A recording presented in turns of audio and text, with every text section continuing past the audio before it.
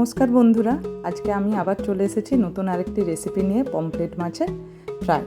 জানি খুবই সহজ রেসিপি, তাও আমি আরেকবার আপনাদের কাছে তুলে ধরছি।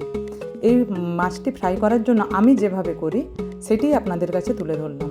মাছটি প্রথমে ভালোভাবে কেটে নেব, আর ভিতরের পেটের কাছের ময়লাগুলো ঠিক বের করে নেব, আর পেটে একটি করে কাট লাগাবো, যাতে এই মশলাটা যে ম্যারিনেট করছি, যা যা মশলার উপকরণ লাগছে আমি বলে দিচ্ছি। তার আগে আমি বলি, যা যা মশলা লাগবে সেগুলো যাতে পেটের ভিতরে ঠিকঠাকভাবে যায়, তার জন্যই এই মাছের পেটে এই কাটটা লাগানো। আমি হলুদ গুঁড়ো, লঙ্কা গুঁড়ো, নুন আর জিরে গুঁড়ো, একটু আদা বাটা, একটু রসুন বাটা আর হাফ কাপ মতো আমি দই এতে ইউজ করেছি, আর একটু কাশ্মীরি লঙ্কার গুঁড়ো, কালারটা যাতে ঠিকঠাক আসে তার জন্য আমি ব্যবহার করেছি। দেখে নিন, এইভাবেই আমি মাছটাকে মিশিয়ে নিচ্ছি এই মশলাগুলোর সাথে। এই ম্যারিনেটটা যত ভালোভাবে হবে ততই মাছের টেস্টটা বেড়ে যাবে। ঠিকভাবে মাখিয়ে মাছের পুরো ভিতরে, প্রত্যেকটা মাছের ভিতরে যেন মশলাটা প্রবেশ করে, সেই দিকে আমরা একটু লক্ষ্য রাখবো। এই কাজটি যদি আমরা একটু ধৈর্য সহকারে করতে পারি, আশা করব আপনাদেরও এই রেসিপিটি খুবই ভালো লাগবে।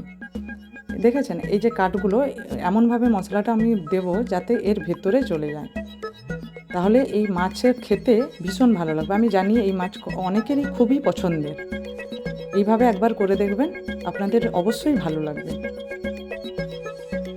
এইভাবে মাখিয়ে একটু টাইম নিয়ে এটাকে প্রথমেই এটা তৈরি করে আমি রেখে দিচ্ছি বেশ কিছুক্ষণ। ঠিক মানুষ যখন খাবার টেবিলে আসবে তার আগে আমি এগুলোকে ফ্রাই করব। ঢাকা দিয়ে রেখে দিলাম। হাতে যদি বেশি টাইম থাকে অবশ্যই বেশি টাইম দেব, কম টাইম থাকলে মিনিমাম 10 মিনিট। এবার একটি কড়াই তেল গরম করে আমি মাছগুলোকে একে একে দিয়ে দেব।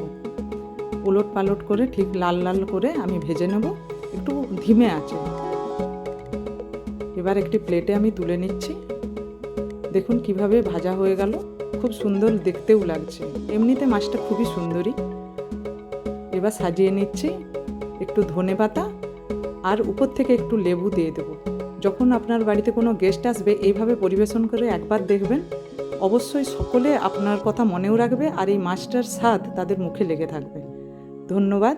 যদি ভালো লেগে থাকে চ্যানেলটিকে সাবস্ক্রাইব করে রাখবেন, আর একটি লাইক আর একটি শেয়ার করবেন।